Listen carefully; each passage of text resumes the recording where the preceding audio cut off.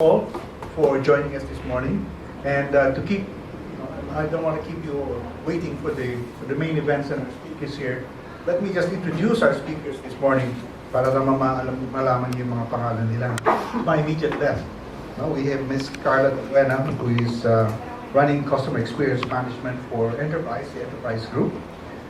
Then to her left is Jason Ignacio, who is the Home and CEM, that's Customer Experience Management, Head and Market Research for PLDT Home.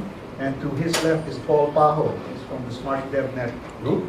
And finally, to his left is Joey Linghap, who is our PLDT Vice President for Mainstream Business Development and Research. I also like to acknowledge our partners here. This event is being organized by PLDT Public Affairs together with Unilab, which Joey heads. Our co-organizer is Red Wizards Events Management.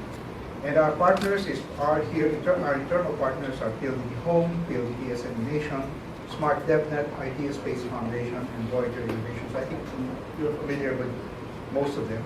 And our sponsors are IP Converge and PayMaya. Sige. Without any further ado, again, welcome, and let's have a great platform. Thank you very much. Thank you, Sir Mon. So, now to brief all of us regarding the mechanics and of course the house rules for our hackathon, we have from Smart DevNet, Mr. Paul Pajo. Hackmaster. He is also our hackmaster, by the way. So let's give him a round of applause, everyone. Ano ka lang gano'n? Of course. Mga hackmack.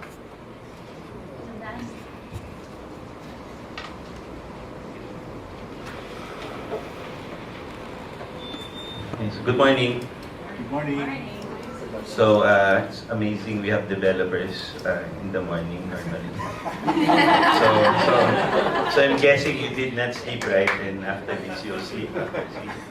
So I see some familiar faces. I think this group won third place in the Peace Hack last month, so it's very good. And of course thanks for coming. So, and also I see some familiar faces who've always been joining our competition. So, this is a very interesting hackathon because this is in celebration of the 88th anniversary of PLDT, as Sir Mon mentioned. But the good thing about this is we're focusing on better customer experience. So this is a two-leg. I think today becomes a three-leg. Are we doing Cebu? Okay, so it's three legs Oh, I forgot to mention. to challenge local developers, hackers, innovators, and visionaries to build fresh, innovative, and feasible digital solutions for PLDT, anchored on enhancing and improving our customer experience. So I think this is good. No, finally we have people instead of just talking about what they can do. They can actually demonstrate to us how we can have better customer experience through an app or a technology solution. So we're doing this challenge to emphasize PLDT's effort towards digital transformation, as Sir Mon mentioned. And since it's our advocacy to reach out to local devs by creating an opportunity to collaborate with them, we are looking forward to innovative digital tools and solutions for the customers. And of course, we know the developers are also PLDT customers. So objectives for this hackathon is engage customers in coming up with digital solutions to enhance customer experience with PLDT. Later, we will have Ma'am Carla elaborate on that, and Sir Jason, how that looks like from a PLDT perspective. And also, this is to highlight PLDT's commitment on our focus on our customers with the digital solutions that we're offering them. So for developers, so normally we think of this as jobs to be done, right? So para it's easier to wrap our head around what we want to do.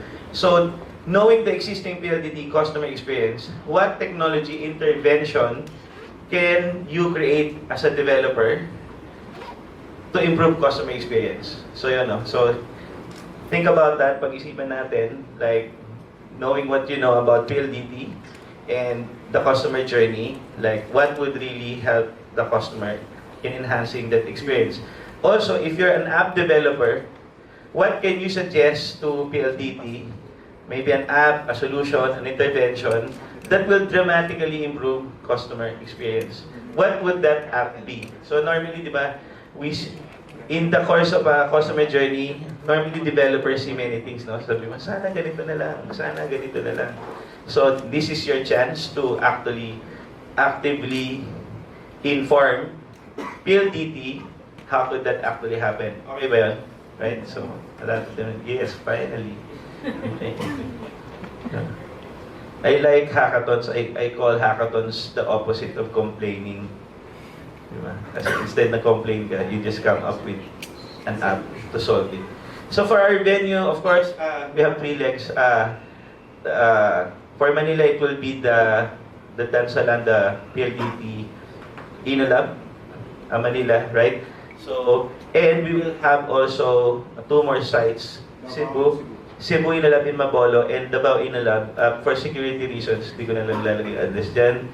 We will find out later. Hello, yan. So, by the way, just to take note, because of security situation in Davao, as part of the pre-hack, if you're registering for Davao and joining, make sure that you are registered early, because if your name is there, we will definitely not allow you inside. Okay. So, it's for security reasons. So this is open to all, developers, coders, programming, engineers, IT professionals. To register, just go to the microsite, pldt.com/pages/88hackathon for Manila, Davao, and Cebu. Okay, we just added a new leg for all our Cebuano friends. Okay, so we can accommodate 100 participants, but we will allow walk-ins except for the Davao leg, as long as there is space. Okay. And then, of course, a team is 2 to 4 individuals. So, kung mag-isa ka, that is your chance to find teammates. Okay. Yan. So, ano yan, parang developer matching. Okay. Okay. Okay. And then, of course, we have very specific waivers that need to be signed. So, that will be part of the microsite, and also during the hack, we will have the waivers. So, please sign those. In order to pitch, you need to have the waivers signed. Okay? Then, of course, it will be a 2-day program. So, conceptualize, build, hack, and present the solutions in the chosen category. And then, we expect you to start from scratch. Okay? So, you code all at the same time. Again, we want to emphasize na open source frameworks will be encouraged. And at the same time, when you come to the hackathon, that's one of the tips. No? Make sure you already downloaded your IDEs, your SDKs, because I don't think you have time to do that. So, if you're new, that's why I found that the hard way. No? I tried to do a hackathon in Singapore, and I'm downloading everything. So, wala nangyari. Diba? So, please don't make the same mistake I did. Okay. So, tips yun. And then, we will do code review for the top teams. Okay. So, because of the code review, by the way, we will be asking for the repo. Okay, so please, Dropbox is not a repo. So, alam ng mga devs yan, developer joke yun. Okay. So, and then, so you'll have full ownership of everything, but for commercialization, this is the other thing, no? If you want to commercialize this, PLDT is really looking forward to talking with you and see if this is something that we can commercialize together.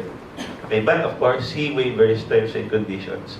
Okay, and then you must demonstrate your work in the 5-minute presentation. The 5 minutes presentation should be with an app. So in other words, this is not startup weekend, so this is not about pitching an idea. So please have an app ready. Okay. So it's allowed, but you know, kung deck lang naman yung present, no, this is the wrong competition for you. Then, so we will declare 3 winning groups, and the winners of these groups will present their idea in the ultimate pitch. We're trying to work on MVP, subject to schedule, availability. MVP award. Oh, yan. So yun. So, first time, yung mga devs, di ba, finally may mag-award si MVP sa'yo ng ano, di ba? Okay yun. Pwede mo ilagay sa resume mo yun. I was awarded by MVP, di ba? And then, of course, you must submit the presentation, no? Mr. Ilumba is here. Ryan, okay, nandyan siya. Okay, so you have to submit that. And of course, we will have other stuff we will discuss during the hack themselves, no? Just to make sure that you're actually there.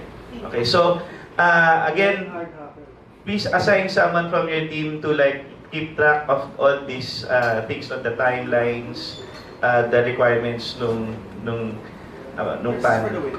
Yeah. Yeah. So, yan. Then present your ideas without an accompanying presentation. Okay, so you have that option. Or use what you presented during the program. So, up to you. So, of course, eto na. This is what everyone is interested in. So, 15,000 per group. Of course, that's Manila, Davao, and Cebu. Right? And then, IP Converge data storage. So, finally, you'll be able to have paid hosting for your app. Then 5,000 pay Maya credits, so that's good as cash. Okay ba yan? Okay. And then you'll have a limited edition winner's jacket. So may bragging rights ka. Ikaw lang meron nun, di ba? Kasi nanalo ka. And other PLDT goodies. And of course, if you qualify for the ultimate page dun sa Battle Royale, then you will get 100,000 pesos and Inolab Co-working Space Manila at Davao, Cebu. Okay? And then more PLDT goodies. So siguro parang tatagdagan mo lang ng goodies yan. Okay ba? Clear? Ito na. Okay? So reminders, again, have your IDEs, software development kits, API documentation ready for the hack. No? And then security, please register beforehand for the Davao leg. And then, ito, nakakalimutan ng mga devs normally, bring a hoodie. Yung hoodie, hindi lang yan, dev grade. Actually, useful talaga siya pag malamig. Di ba? Sir, malamig pala dito. Kaya nga nag-hoodie ang developer, di ba? Okay. And then your blanket, your pillow, just in case it gets cold. And then, of course, we will provide internet, but if you want redundancy, no one is stopping you from bringing an extra dongle. We will not check which telco. Okay. For our peace of mind and yours. Okay. Then for the demo, again, no PowerPoints. We actually want an actual app demo. Isumila rin to, you can use the demo as a guide, but at the end of the day, if it's just PowerPoint, that's not what we're looking for. And of course, have fun. Okay? So thank you. This is Paul Paho. If you need anything, wala na. Okay. Twitter at SmartDevNet at PageMan to may question kayo. There you go.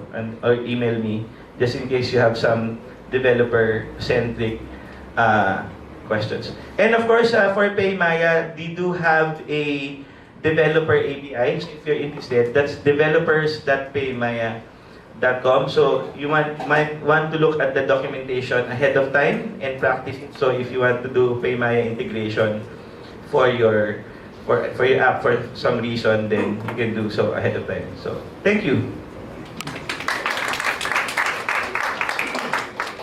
Thank you, Sir Paul.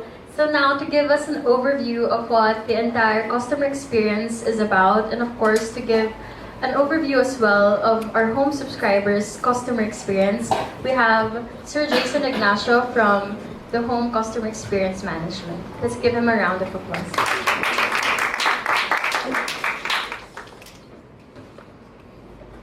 Hello, good morning everybody.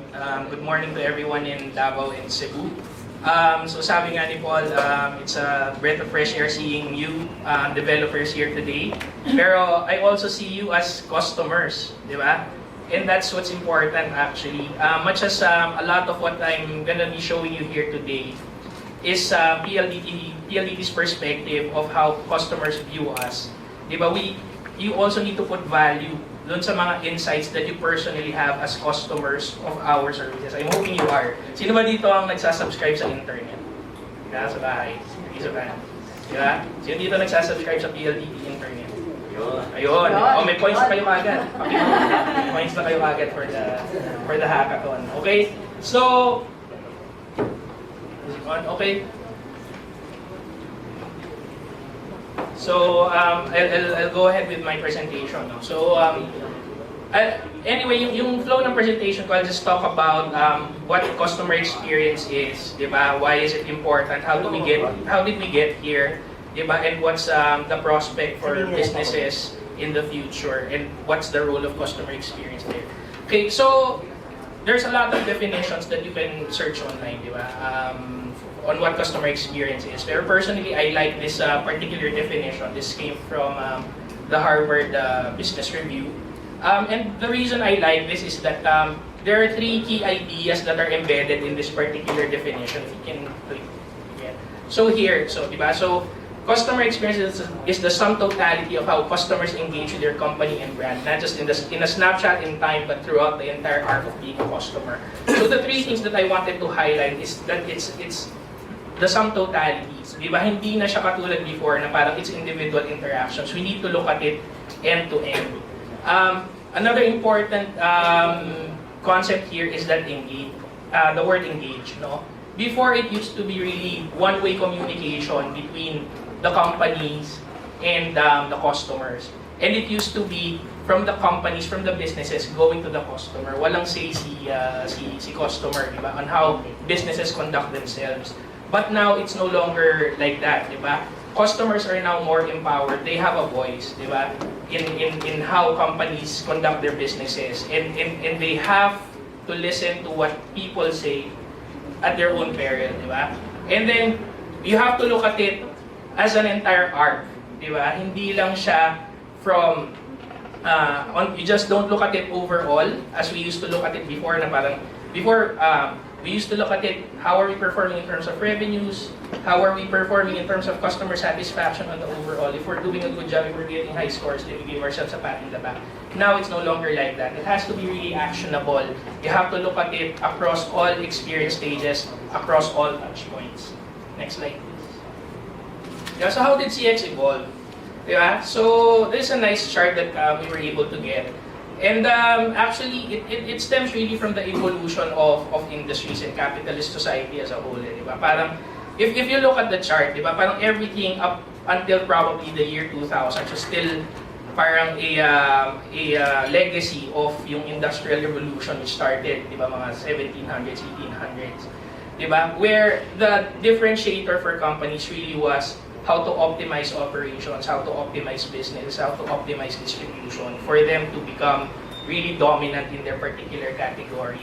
Pero with the rise of technology, the rise of the internet, the rise of social media, diba, as I mentioned earlier, it's no longer like that. Diba? It's really the customers, what they have to say, diba, about your company, your reputation that really counts.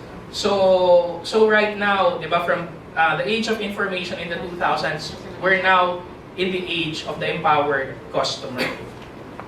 And on a parallel track, kasi there was an evolution also in the way customers transact with businesses. Used to be, di ba, parang everything was brick and mortar. You had to go to stores, di ba, to buy. Di ba? All of that changed, di ba? There's been a lot of development over the last 20 years that's really taking us to exciting new grounds. Okay?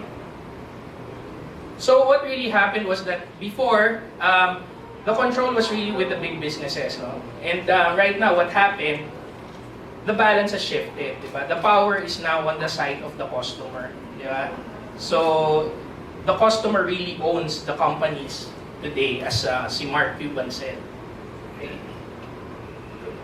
So this is an example. No? I'll tell you a video of why CX is important, diba? I think these 2 cases shown here would illustrate what happens when companies do not listen to customers and they do not treat their customers fairly, or how companies are able to benefit by really actively engaging with their customer base. If you can play it here.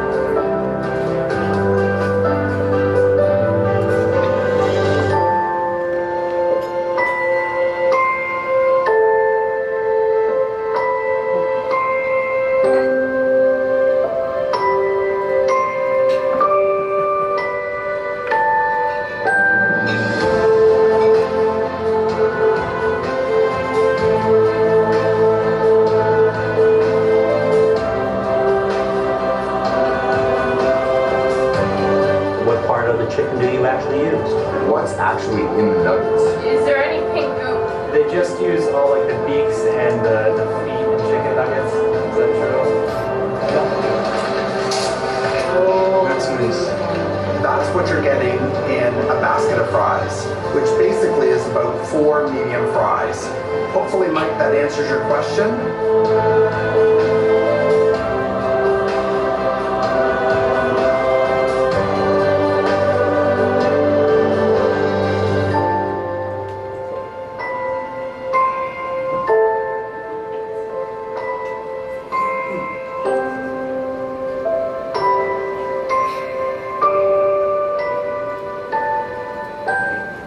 Okay, so that's the power of the customer of today, di ba? So one blog post, one Twitter post, and then, di ba? It creates such a huge maelstrom of controversy, and it's very difficult if you do not answer, di ba? So ang important talaga ngayon sa companies is you have to be transparent with your customers in how you operate. It cannot be that you ignore the customer complaint like in the case of United, and it cost them $180 million. Diba? You take the feedback from the customer and you do something about it.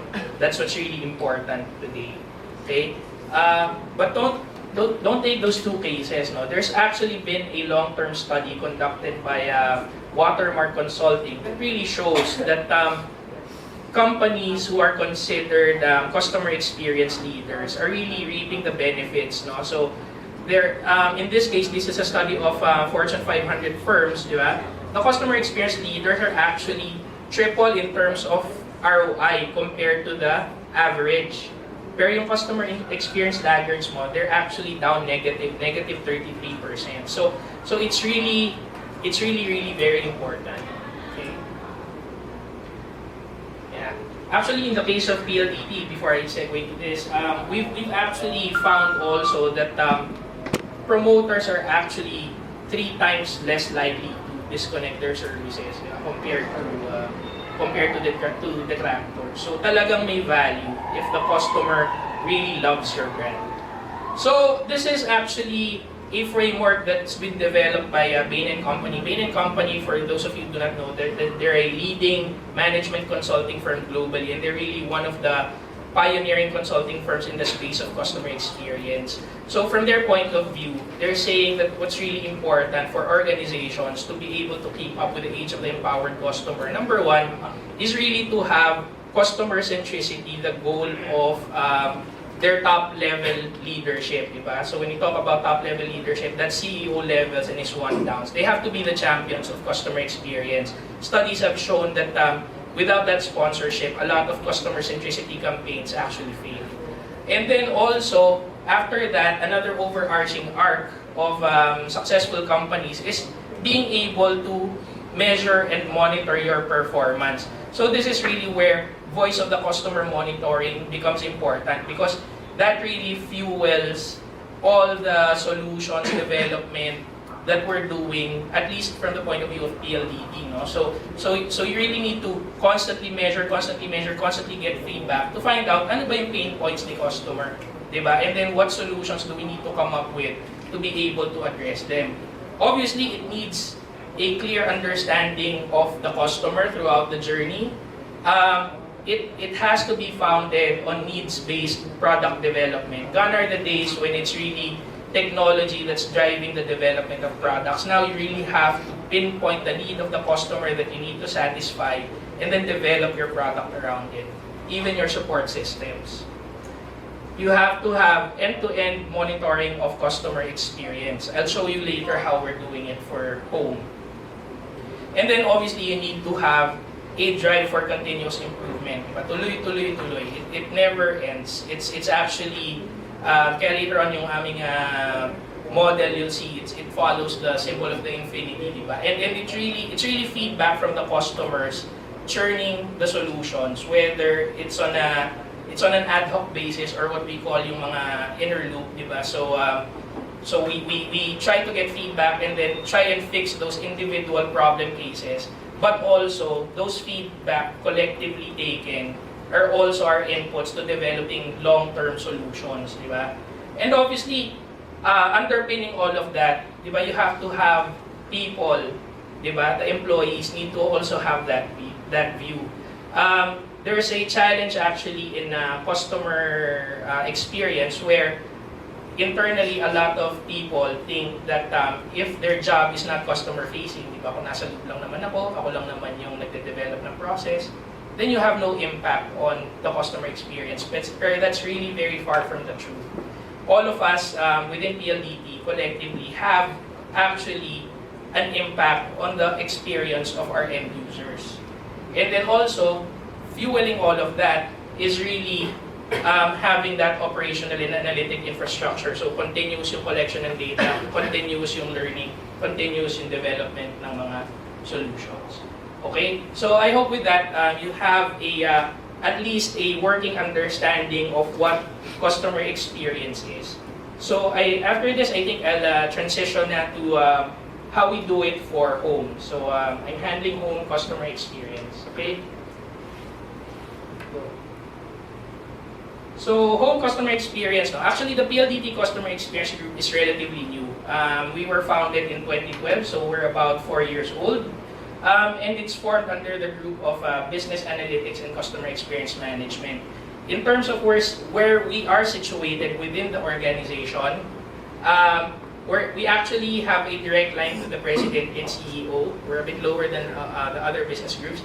Just so you understand, no? So in the chart here, so you have your consumer business. Under consumer business, actually is segmented by two.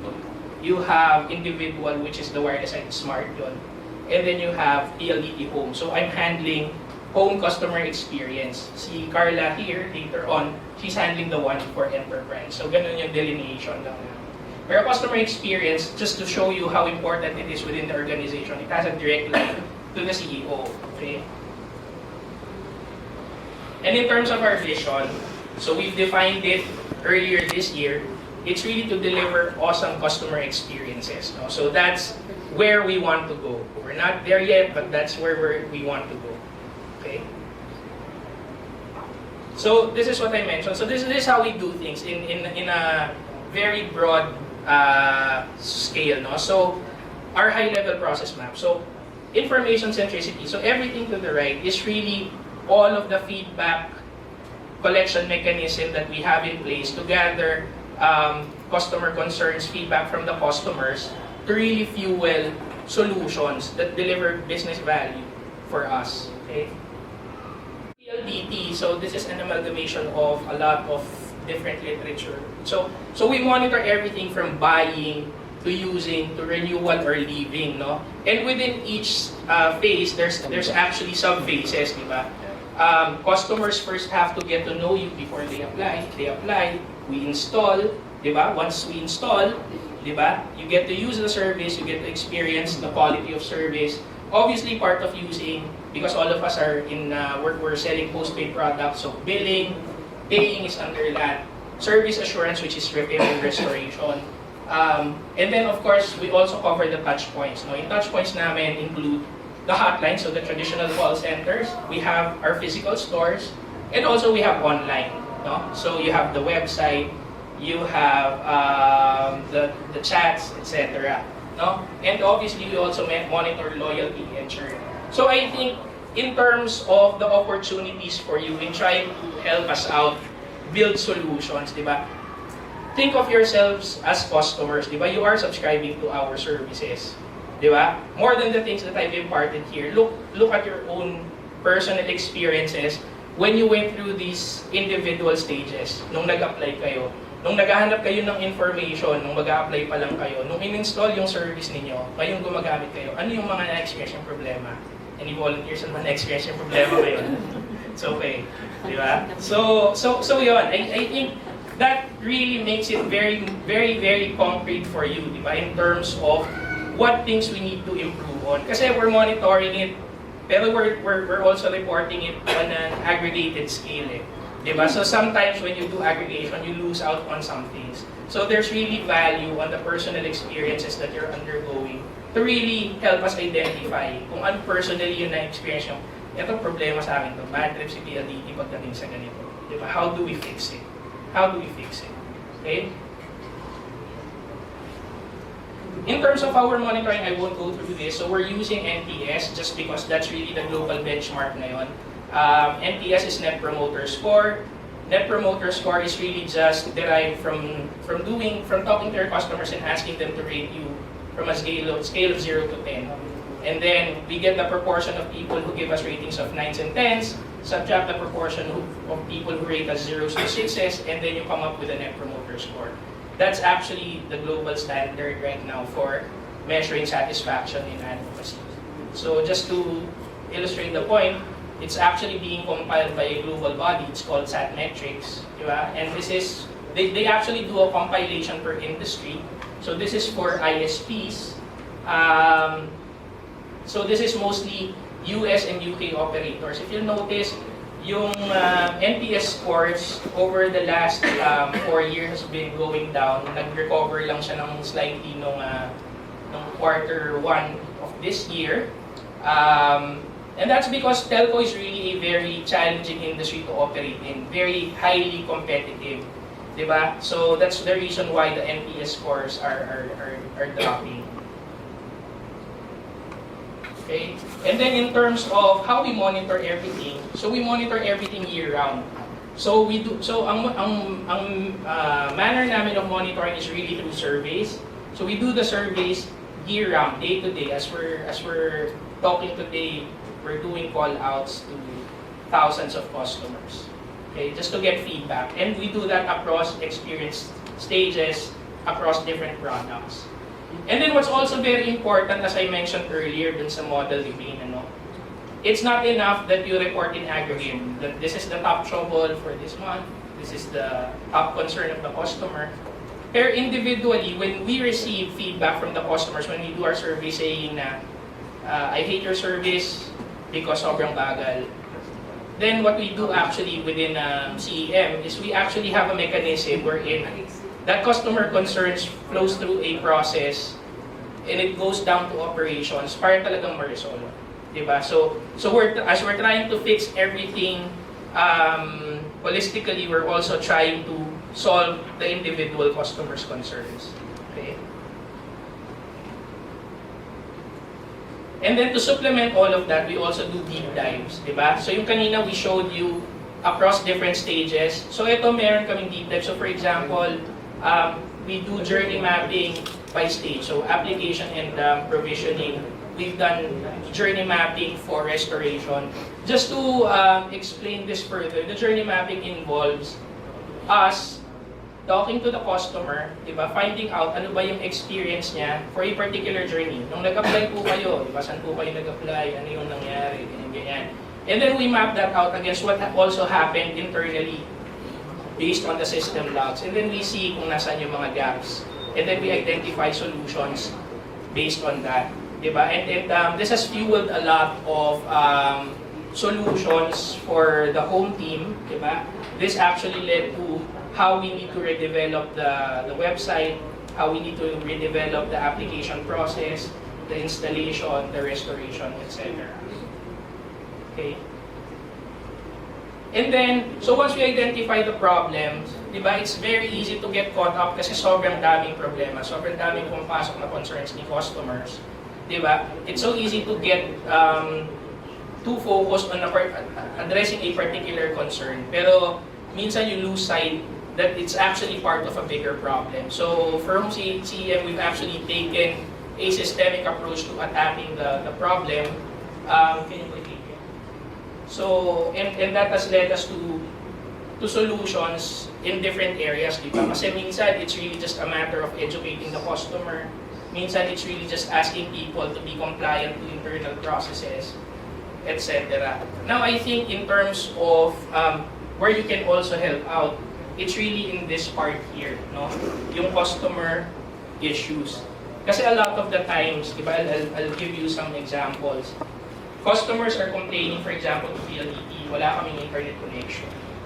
Patay yung down po yung internet ninyo dito sa lugar namin. When in fact, parang what happened was, he went to a website, for example, na medyo congested. Mabagal lang mag-load. So he takes that slow loading as absence of internet connection. Diba?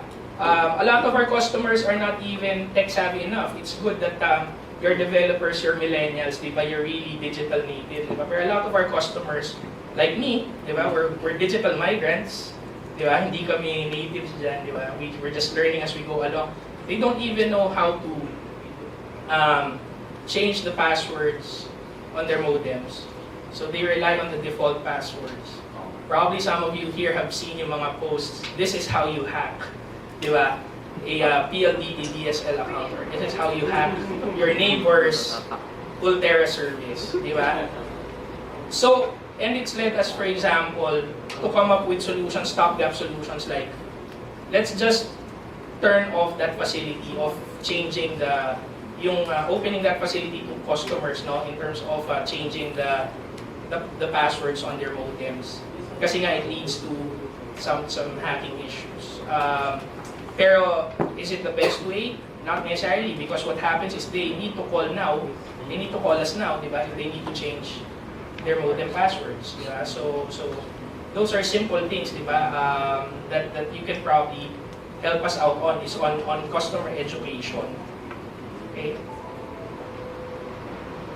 And this is really just to underscore the point of how important digital solutions are to the entire CX process. Diba? So this is according to Forrester, diba?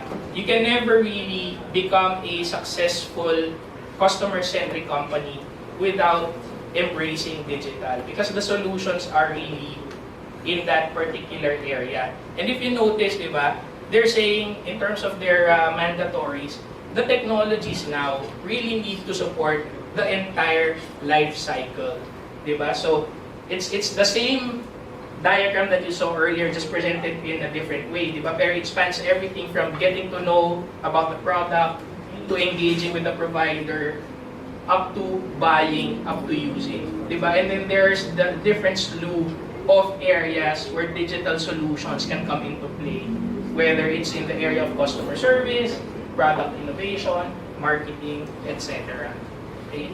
PLDT, so this is an amalgamation of a lot of different literature. So we monitor everything from buying to using to renewal or leaving, no? And within each phase, there's actually sub-phases, di ba? Customers first have to get to know you before they apply. They apply, we install, di ba? Once we install, di ba? You get to use the service, you get to experience the quality of service. Obviously, part of using, because all of us are in, we're selling postpaid products, so billing, paying is under that. Service assurance, which is repair and restoration. And then, of course, we also cover the touch points. No? Yung touch points namin include the hotline, so the traditional call centers. We have our physical stores, and also we have online. No? So you have the website, you have the chats, etc. No? And obviously, we also monitor loyalty and churn. So I think in terms of the opportunities for you in trying to help us out, build solutions, di ba? Think of yourselves as customers, di ba? You are subscribing to our services, di ba? More than the things that I've imparted here, look at your own personal experiences when you went through these individual stages, nung nag-apply kayo, nung naghahanap kayo ng information, nung mag-a-apply pa lang kayo, nung in-install yung service ninyo, ngayong gumagamit kayo, ano yung mga na-experience yung problema? Any volunteers na na-experience yung problema kayo? It's okay. Di ba? So yun. I think that really makes it very, very, very concrete for you, di ba? In terms of what things we need to improve on. Kasi we're monitoring it, pero we're also reporting it on an aggregated scale. Di ba? So sometimes when you do aggregation, you lose out on some things. So there's really value on the personal experiences that you're undergoing to really help us identify kung ano personally yung na-experience yung itong problema sa amin to, bad trip si PLDT pagdating sa ganito. Diba? How do we fix it? How do we fix it? Okay? In terms of our monitoring, I won't go through this. So we're using NPS just because that's really the global benchmark ngayon. NPS is Net Promoter Score. Net Promoter Score is really just derived from talking to your customers and asking them to rate you from a scale of 0 to 10. And then we get the proportion of people who give us ratings of 9s and 10s, subtract the proportion of people who rate us 0s to 6s, and then you come up with a Net Promoter Score.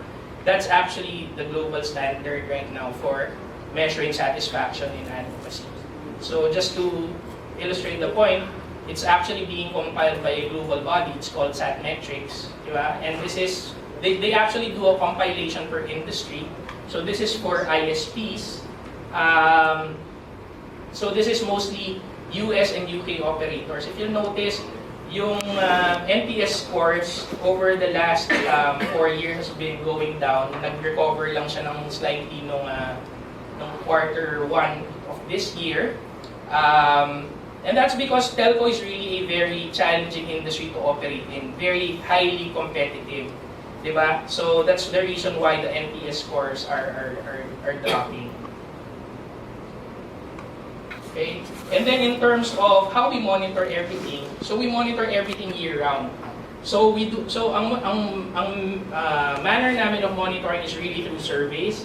So we do the surveys year-round, day-to-day. As we're talking today, we're doing call-outs to thousands of customers, okay, just to get feedback. And we do that across experience stages, across different products. And then what's also very important, as I mentioned earlier dun sa model ni Bain, it's not enough that you report in aggregate that this is the top trouble for this month, this is the top concern of the customer.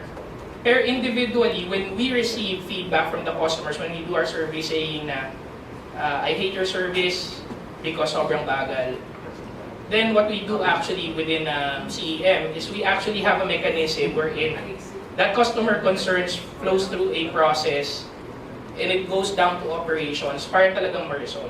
Diba? So as we're trying to fix everything holistically, we're also trying to solve the individual customer's concerns.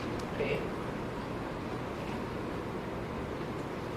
And then to supplement all of that, we also do deep dives. Diba? So yung kanina we showed you across different stages. So ito meron kaming deep dive. So for example, we do journey mapping by stage. So application and provisioning. We've done journey mapping for restoration. Just to explain this further, the journey mapping involves us talking to the customer, diba, finding out ano ba yung experience niya for a particular journey. Nung nag-apply po kayo, diba, saan po kayo nag-apply, ano yung nangyari, ganyan. And then we map that out against what also happened internally based on the system logs. And then we see kung nasaan yung mga gaps. And then we identify solutions based on that. Diba? And this has fueled a lot of solutions for the home team. Diba? This actually led to how we need to redevelop the website, how we need to redevelop the application process, the installation, the restoration, etc. Okay? And then, so once we identify the problems, diba, it's very easy to get caught up kasi sobrang daming problema, sobrang daming pumapasok na concerns ni customers. Diba? It's so easy to get too focused on addressing a particular concern. Pero minsan you lose sight that it's actually part of a bigger problem. So for CEM, we've actually taken a systemic approach to attacking the problem. Can you click it?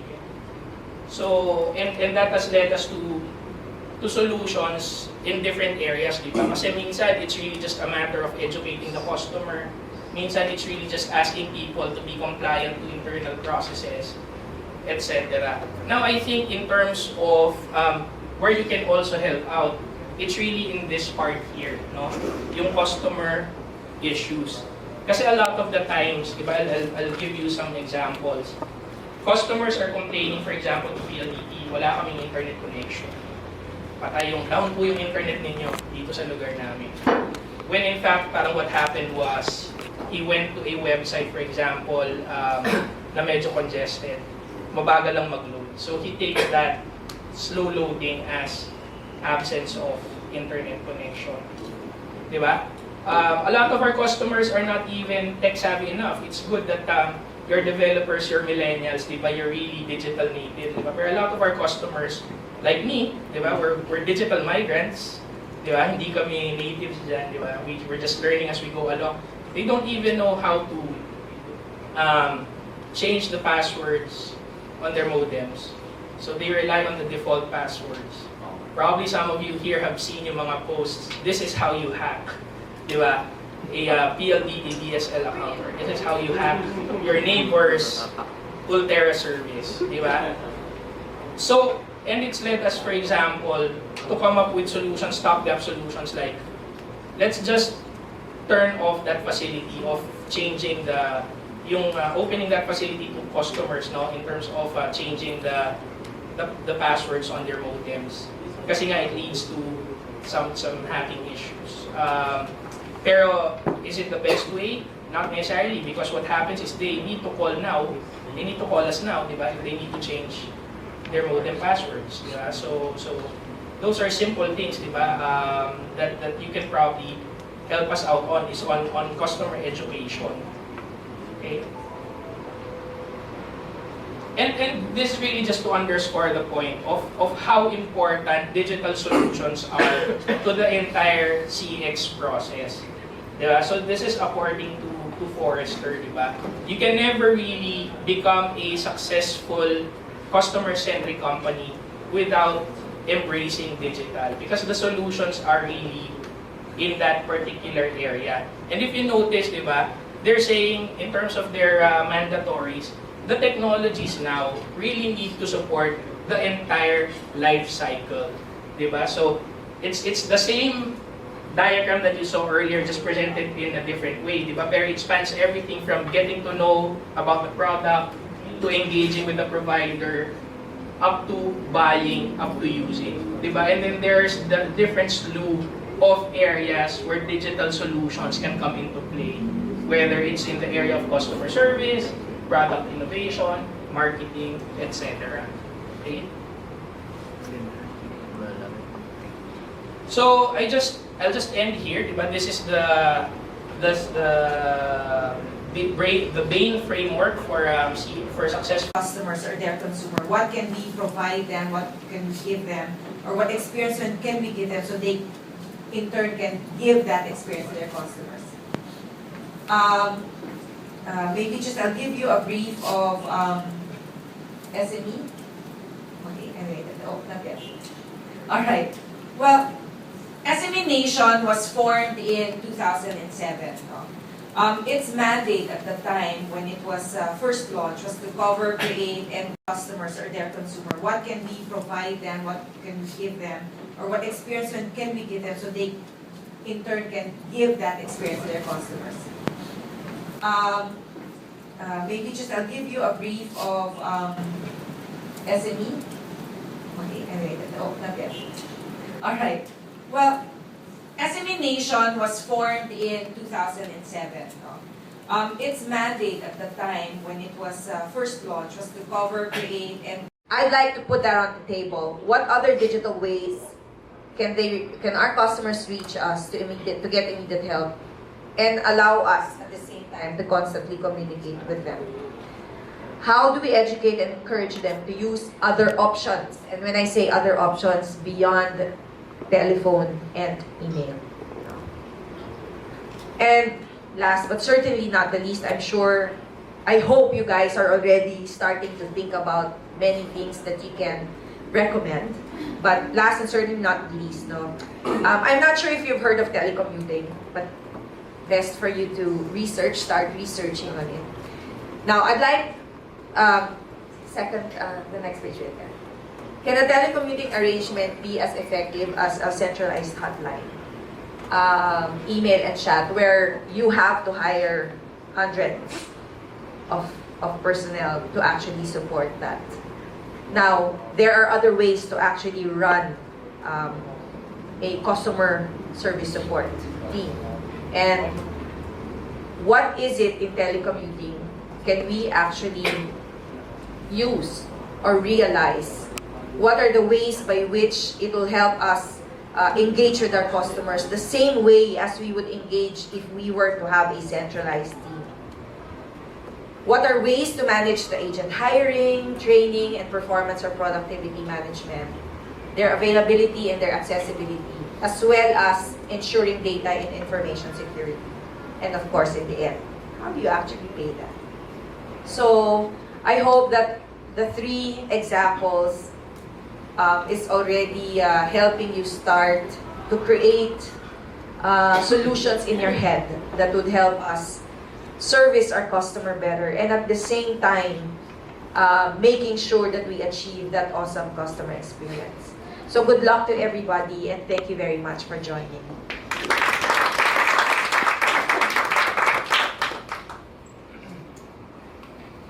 Thank you, Ms. Carla. And now, may we call on PLDT Media Division Head, Ms. Jan Encarnado, to moderate our Q&A.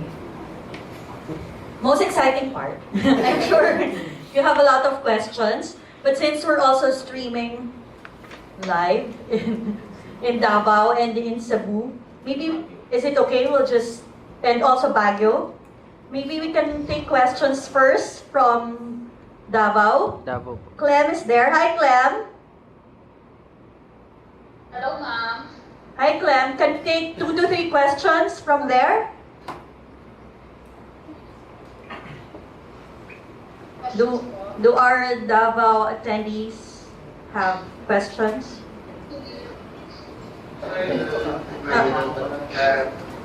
Maayong buntag. Yeah. Please state your name and your organization and perhaps the person to whom you would like to address your question. So we still have Carla, Jason, Paul, and of course Sir Joey, and Sir Mon is also still here. Hi, this is Andika from Davao. The question is specific to the hackathon.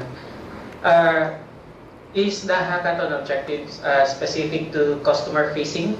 It's not on. It's more on customer facing, right? Not necessarily on the back end side. Okay, good question. Maybe both Jason and Carla. While it seems just customer facing now, but we're really open. Really, we don't want to box you in on anything. So any idea you may have would be very helpful. Yeah, I agree. Because a lot of cases, it's we're really ourselves personally, we're limited by our view of things internally.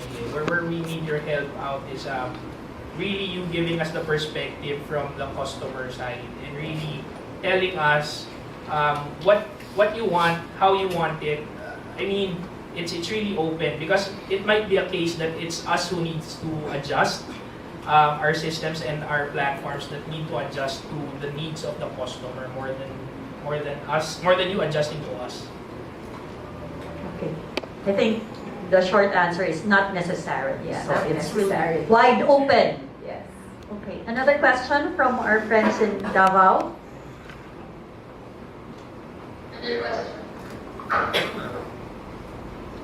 My question is it platform specific? Is it for web or is it a mobile app? Everything. Paul. It doesn't matter. The jobs to be done is something that will dramatically improve. So, if you think a web solution or a mobile solution or some new framework or technology will help PLDT improve its customer experience dramatically, then feel free to suggest it via your solution. Okay. Any more? Last question for this round from Davao. Last question. For this round. If not, we'll move to Makati. Okay. We'll move to Makati. Do we have any questions? We have a microphone here.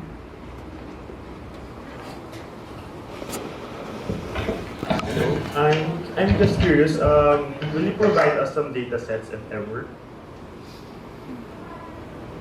Data set. Like in your mind, what would that look like? Customer demographics, etc. Yeah, we'll look into that. So we'll look to see if there's something that can be provided na not necessarily proprietary, meaning can be shared. We'll look into it, no promises, but since you brought it up.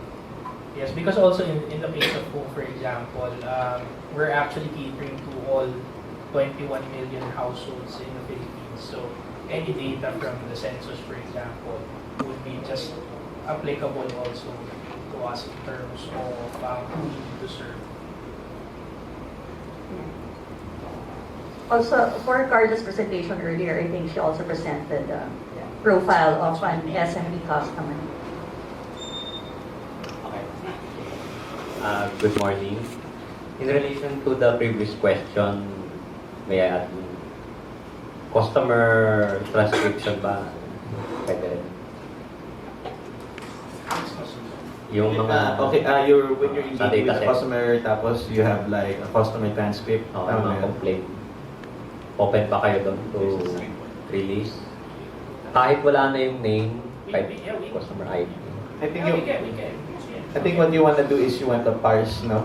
Oh, sige. And put some technology, and then maybe that's what they want to do. They want to do technology and anticipate in advance ano yung kailangan.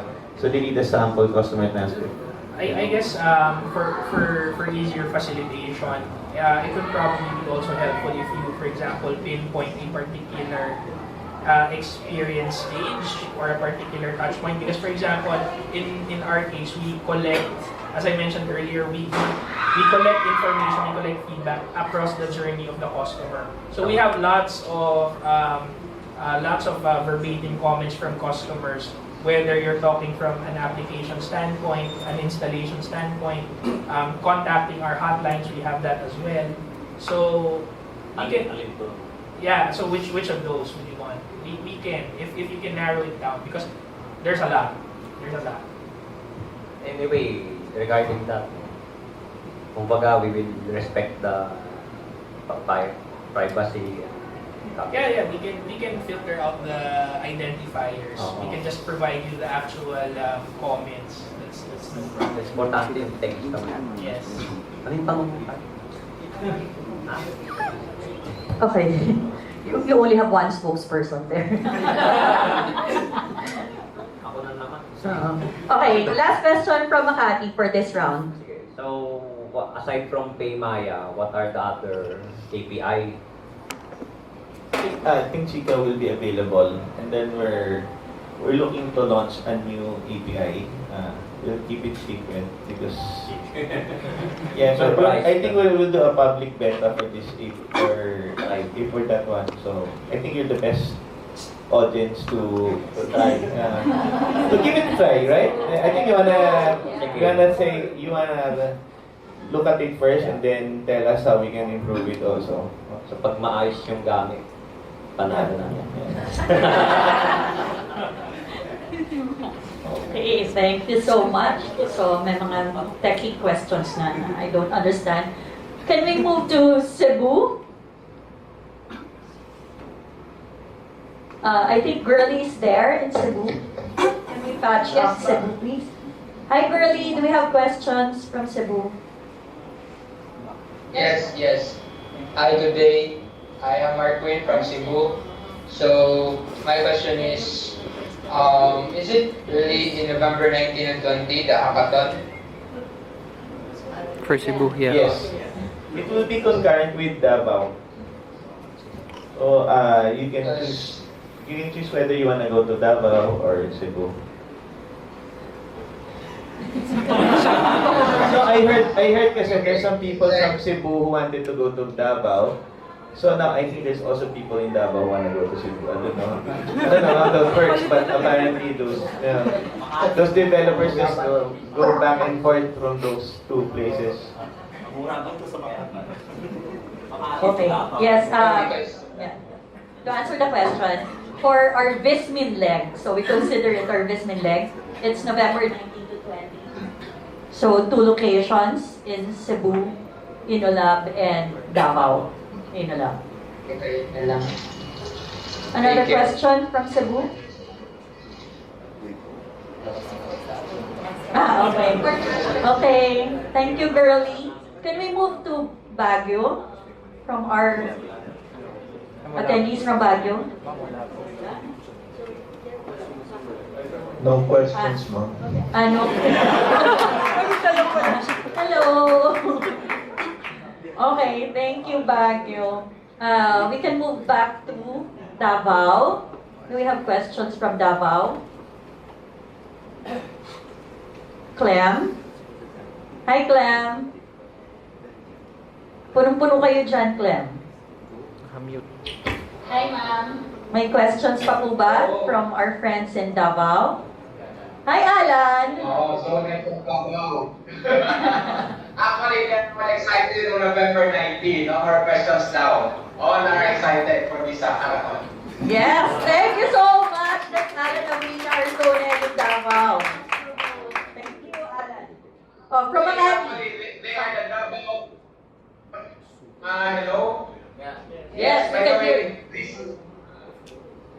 teams are the Davao Digital Movers here in Davao. Now, they are helping us our commitment towards our vision and mission for PLDT's vision and mission for me. Yes. Thank you so much. Yes, Davao. We'll see you on November 19.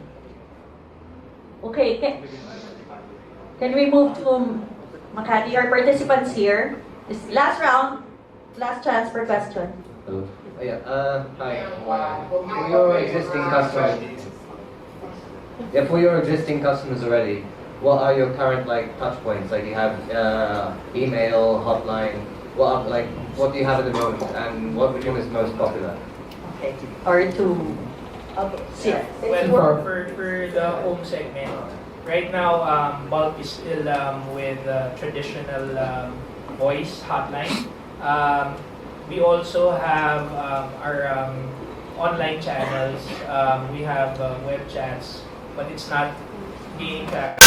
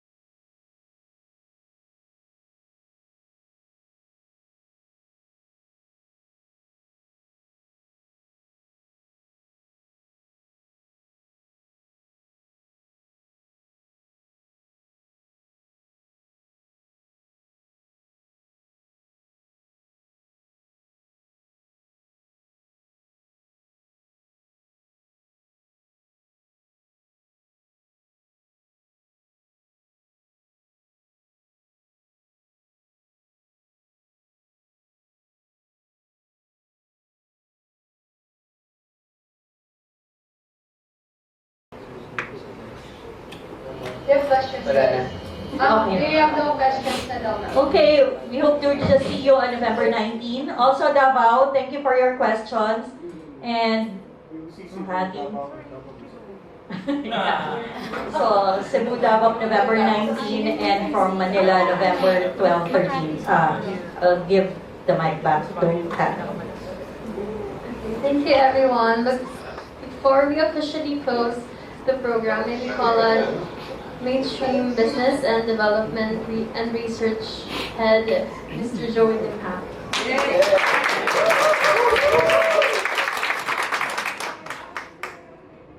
It's getting exciting. well, anyway, I'm also here as head of the Eagle Lab. It's also part of this hackathon. Well, on behalf of our chairman, president, CEO, Medina, and of course the whole senior management team of the PLDT group, I would like to thank you all for attending this pre-PLDT 88 hackathon. And I would also like to thank, of course, the sponsors and those who support various groups with PLDT supporting this, Smart DevNet, Idea Space, Voyager, and Paymaya, and I think they will also be providing APIs for Paymaya as well as the SMS or Chicas APIs. And of course, the organizers, Red Wizard, PLDT in the Lab, and of course Public Affairs headed by our Mons Berto. Maraming salamat. And of course, our Hackmaster and our evangelist, technology evangelist, Paul Paho. You will see him in almost every hackathon. Actually, the market has changed a lot compared to 5 years. Customers are no longer looking for products. Our customers are now looking for solutions, and these solutions that would really solve the real life problems. And solving these solutions, you cannot really do this alone. It has to be in collaboration with the different stakeholders, and even collaboration with your customers. This hackathon serves as one of PLDT's avenues for developing digital solutions for the benefit of our customers. Our continuous effort to search for innovative and feasible ideas is one way of further empowering the growing community of talented Filipinos and developers and startups in the country. And actually various organizations in PLDT like Idea Space, Smart DevNet, Voyager, Assimilation, Home, and of course PLDT Inolab has been supporting various events of these developer communities, startup communities. So you would see us, at least one of us, the group in those events, such as the Geek on the Beach, VR Jam from VR Philippines, the Google Development Group, and the DevCon Summit, which will be held next week, IoT Summit, and others. This is part of our company's digital pivot and our commitment to play a major role in nation building by becoming the leading proponent of digital services and solutions in the country, in partnership with, of course, you guys, the developer communities and the startup communities. And I believe that these startup communities would soon be just the next PPOs who is fueling up the economy. I hope everything that was discussed is clear. to everyone, and I hope to see all of you in November 12 and 13 for the Manila leg, and November 19 and 20 for the Cebu and Davao. Okay, maraming salamat and good luck.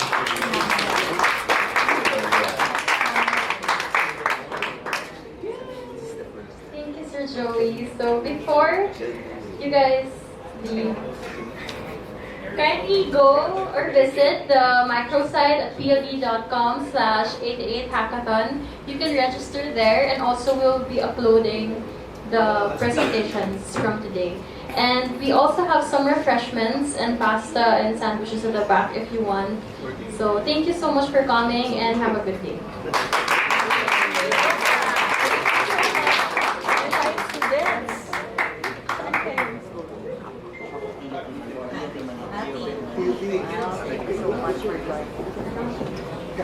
Hope to see you sa actual, Tayo.